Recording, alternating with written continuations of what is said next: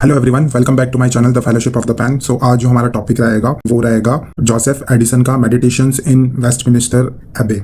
ये second grade के RPSC second grade के सेकंड पेपर में ये टॉपिक दे रखा है।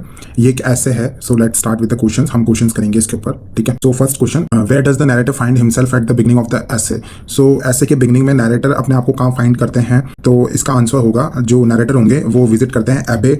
लाइक एबे होता है जहाँ पे लोगों को दफनाते हैं, और उसके पास में एक चर्च भी होता है जहाँ पे लाइक ये दफनाने का, जो क्रिश्चियन धर्म में जहाँ दफनाते हैं उसके पास में एक चर्च भी होता है, उसे एबे कहते हैं। तो जो पोएट होते हैं वो इन वेस्टमिनिस्टर एबे में होते हैं। तो ऑप्शन नंबर बी हो जाएगा। क्यों जाते हैं वहाँ पे वो सॉलिट्यूड में जाते हैं, एकांत में, ताकि रिफ्लेक्ट कर सके खुद के ऊपर और होल ह्यूमैनिटी के ऊपर, ठीक है। Question number 2, what mood does the narrator experience upon entering the एबे।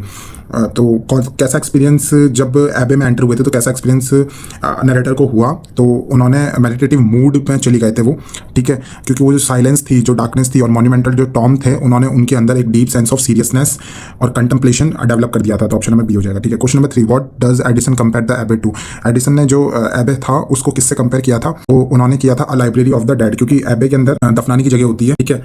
तो वहाँ पे बहुत सारे जितने भी बड़े बड़े लोग थे वो आज वहाँ पे एक साथ दफनाए हुए हैं, ठीक है। सो इन्होंने मेटाफोरिकली यूज़ करते हुए उस एबे को बुक्स की और इंस्क्रिप्शंस का एक बहुत बड़ा रिकॉर्ड की तरह डिपिक्ट किया, ठीक है। Question number 4, what is the central theme of the essay. Central theme क्या थी? सेंट्रल थीम ये थी कि वो एकांत में जाके जो वैनिटी ऑफ ह्यूमन प्राइड है, इनएविबिलिटी ऑफ डेथ है, कि डेथ तो सबको आनी है, सबको मरना ही है, और जो लोग प्राइड करते हैं इस दुनिया के अंदर, जो अपने आप को बहुत बड़ा समझते हैं, उनको भी डेथ आनी है। कोई अमीर है उसको भी डेथ आनी है, जो गरीब है उसको भी डेथ आनी है, ठीक है। और हम ऐसे ही, हम लाइक मौत आना तय है तो भी हम इतना ज्यादा बेवकूफ ना करते हैं इस दुनिया के अंदर। तो ऑप्शन नंबर बी हो जाएगा, the vanity of human pride and inevitability of death, ठीक है। Question number 5, how does the narrator describe the tombs of the kings and queen's.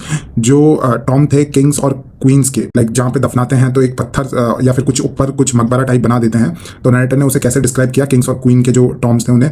तो उन्होंने as a solemn monuments that inspire humility. Like जो इतने बड़े, like वो king थे, queen थे, कितने बड़ी बड़ी लाइफ उन्होंने जी है, हमेशा नौकर चाकर रहते थे उनके पास, लेकिन आज जब मरने के बाद में वो भी उन लोगों के साथ में ही है जो आम और जो गरीब लोग थे, उनके साथ में उन्हें भी दफनाया गया है, ठीक है। जो ग्रेटेस्ट मोनार्च थे वो भी डेथ से बच नहीं सकते, उन्हें भी डेथ आनी है। तो ये हमें ह्यूमिलिटी सिखाती है कि be humble in this life, ठीक है। Question number 6, what emotion does the narrator feel when reading the inscription on the tomb. जब टॉम के ऊपर लिखे इंस्क्रिप्शन जो नैरेटर है वो पढ़ रहे थे, तो उनके अंदर क्या फीलिंग आ रही थी और कैसा इमोशन डेवलप हुआ था? तो उनके अंदर mixture of sorrow and philosophical detachment, यानी उनको दुख भी हो रहा था और एक फिलोसॉफिकल डिटैचमेंट भी हो रहा था। वो रिफ्लेक्ट कर रहे थे कि जो इनकी लाइफ्स है, एक बार ये फुल ऑफ पैशन रही होगी, कॉन्फ्लिक्ट रही होगी, और अब ये बिल्कुल एक शांति में बस चुके हैं। तो a mixture of sorrow and philosophical, option number C हो जाएगा। Question number 7, what does Addison say about the commoners buried in the एबे।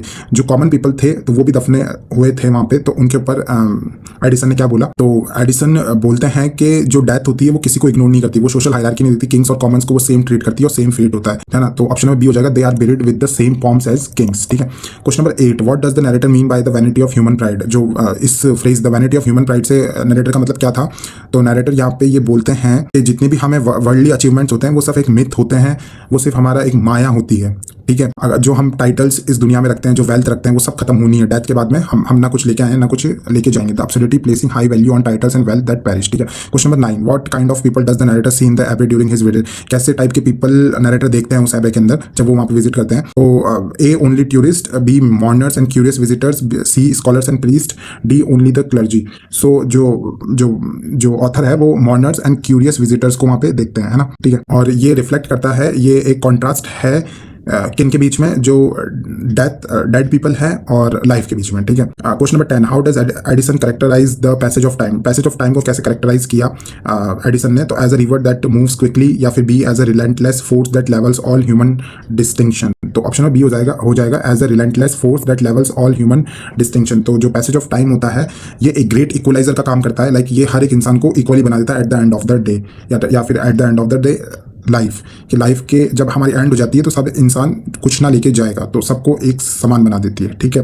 तो ये लेवल कर देती है ऑल द ह्यूमन डिस्टिंक्शंस को ना। Question number 11, what does the narrator thinks about the dates and names on the tombs. तो tomb के ऊपर लिखे हुए जो डेट और नेम है उसके बारे में नैरेटर क्या सोचते हैं? तो वो सोचते हैं, वो सिर्फ आधी अधूरी लाइफ बताते हैं पर्सन की, वो जो रियल स्ट्रगल्स होते हैं या फिर नुएंसेस होते हैं वो पर्सन के रियल कैरेक्टर के, वो ऑमिट कर देते हैं। तो ऑप्शन नंबर बी हो जाएगा। Question number 12, what does Edison suggest is the true value of life. True value of life क्या होती है एडिसन के अकॉर्डिंग? तो उन्होंने बताया था virtuous deed and personal character. हम किसी इंसान का वर्चुअस होना चाहिए वो, और एक वो पर्सनल कैरेक्टर डेवलप होना चाहिए, वही एक असली इंसान है। Question number 13, why does Addison visit the abbey? Addison ने एबे क्यों विजिट किया था? To perform his official duties, B to escape from the vanity of the world. Option number B हो जाएगा, क्योंकि वो एक रेफ्यूज लेना चाहते थे इस दुनिया की वैनिटी से, और कंटेम्पलेशन करना चाहते थे, और सेल्फ टॉक करना चाहते थे, और रिफ्लेक्शन करना चाहते थे। Question number 14, what is the narrator's tone throughout the essay?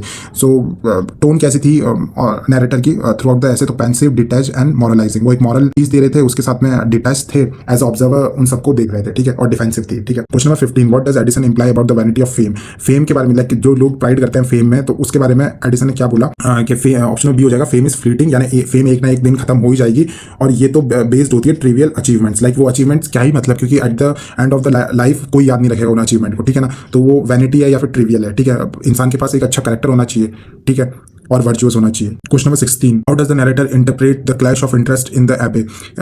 Narrator ने इंटरप्रेट कैसे किया क्लैश ऑफ इंटरेस्ट को एबे के अंदर? तो उन्होंने बोला, वो एज ए रिमाइंडर की तरह बोला कि जो ये कॉन्फ्लिक्ट होती है loses all meaning in death. जितने भी यानी हम लड़ाई झगड़े करते हैं, जब हमारी डेथ हो जाती है उसके बाद में ये सब कुछ रिजॉल्व हो जाता है अपने आप, मतलब कोई याद नहीं रखने वाला। जो तुम आज लड़ाइयाँ कर रहे हो, जितने बड़े बड़े दो राइवल्स है, लाइक दो कंट्रीज के अंदर वॉर हो जाती है, जैसे जर्मनी और ब्रिटेन में, या फिर ब्रिटेन और स्पेन में, तो दोनों के जो भी सोल्जर्स थे वो दोनों मरने के बाद में शायद वो दोनों एनिमी रहेंगे भी नहीं। तो जो राइवल्स है, यहाँ पे जो राइवल्स है वो build near each other are no longer enemies. Like जैसे एक वॉर के अंदर दो सोल्जर्स मर गए, एक स्पेन का मर गया और एक इंग्लैंड का मर गया, वो साथ पास पास ही मरे, तो अब वो शायद एक मरने के बाद शायद वो लड़ाई नहीं करेंगे, जब जिंदा थे तभी लड़ाई कर रहे थे। तो वो ये प्रूव कर रहे हैं that as a reminder that conflict loses all meaning in death. Death के बाद में ये जो कॉन्फ्लिक्ट है ये भी रिजॉल्व हो जाती है। तो question number 17, what is the significance of the marble monuments? Marble monuments का सिग्निफिकेंस क्या था? तो they are intended to preserve memory but eventually fail. या एडिसन बोलते हैं कि बहुत लोग मार्बल के टॉम्स बनाते हैं तो वो उन्हें फ्यूटाइल बोलते हैं, कि लाइक वो चाहते हैं कि उन्हें की जो लेगेसी है वो कंटिन्यू रहे, वो प्रिजर्व करना चाहते हैं मेमोरी के, लेकिन इवेंचुअली फेल होती है। जो मार्बल होगा वो भी किसी ना किसी दिन टूट जाएगा, या फिर लाइक वो इमॉर्टल नहीं है, वो मॉर्टल ही है, ठीक है, और अल्टीमेटली फ्यूटाइल की तरह ही है। लाइक क्वेश्चन नंबर 18, एडिसन, तो इसका बी हो जाएगा आंसर, ठीक है। Question number 18, Edison contrast the Bansal of the world with. Edison ने क्या कॉन्ट्रास्ट की तरह यूज किया बसल ऑफ द वर्ल्ड के साथ, ठीक है। तो जो एबे है वो सर्व करता है as a polar opposite to the noisy vanity driven world outside. जो एबे है वहाँ बहुत शांति है, वहाँ पे सारे डेड लोग हैं, वहीं जो उसके अपोजिट है बस्टल ऑफ द वर्ल्ड, जो वर्ल्ड है वो बहुत ज्यादा नॉइसी है, वैनिटी है, ठीक है, वो वहाँ पे लोग फ्यूटिलिटी पे बेसिस होता है। तो साइलेंस ऑफ द एबे भी आंसर हो जाएगा। Question number 19, what does the essay say about our current worldly concerns? Worldly जो करंट वर्ल्डली कंसर्न है उनके बारे में ऐसे क्या कहता है? They are the most important things, B they are trifles compare to the reality death. तो ऑप्शन नंबर बी हो जाएगा। जो एडिसन है वो कहते हैं कि जो हमारे जो वर्ल्डली कंसर्न, जो अभी हम जो टेंशन ले रहे हैं वो एक दिन खत्म हो जाएंगे, ये तो ट्रिफल्स है, ठीक है, जो डेथ के सामने ये बहुत छोटे छोटे ट्रिवियल एफर्ट्स है, ठीक है। Question number 20, Addison uses which literary device to describe the dead? Dead को रिप्रेजेंट करने के लिए एडिसन कौन सा लिटरेरी डिवाइस यूज करते हैं? सो वो पर्सोनिफिकेशन का यूज करते हैं, ठीक है, वो पर्सोनिफाई करते हैं डेड को और their memory as if they are still speaking throughout their inscription, ठीक है। Question number 21, what is the narrator's final observation about the visitors in the abbey? Abbey के जो वहाँ पे जो विजिटर्स थे उनके प्रति क्या ऑब्जर्वेशन फाइनल नैरेटर ने बताई? They are all destined to join those buried there, कि वो भी इन फ्यूचर में वो भी उनके साथ ही दफना दिए जाएंगे। लाइक उनका भी हाल वही होगा जिन्हें वो देख रहे हैं, कि वो भी living are merely guest passing through destined to become the dead. Like वो एक ना एक दिन वो भी डेड बन जाएंगे और वहीं दफनाए जाएंगे। Question 22, what does vanity imply in the essay's context?